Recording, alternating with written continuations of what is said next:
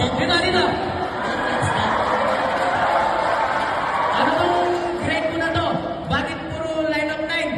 Ayos naman po dan, line of 9 naman. Yun nga eh, line of 9 lang. Dapat 100. Di mo kaya i-clear ko. Si Tutut. Oh, si Tutut, yung grade niya puro 100. Tapos ikaw, walang pwede yung grade mo, puro 90 lang. Tapos pinakamatias, 98 lang.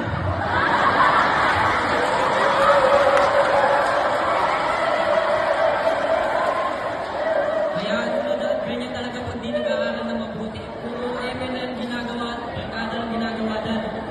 Oo nga, tama yung kuya mong si Dudut. Puro bulak doon. Yung ginatutog mo, puro MN. Kaya nakakakuha ka ng 98. Oo. Lagi na lang yung binibigay mong grade sign. Alam mo ba, bago na ako kakakain para naman pakain kayo. Nakakapagod mo magtrabaho. Tapos, isipin mo, nasa opisina ka, naka-airman lang, papirma-pirma. Isipin mo yung pagod ng dati mo.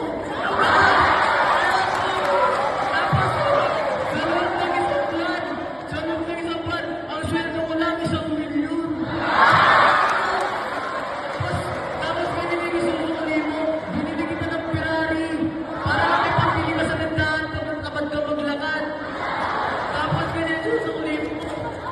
Pero dan, babawin po ako dan. Ayusin mo yan. Tara, Dudut, bibili kita ng Honda Civic.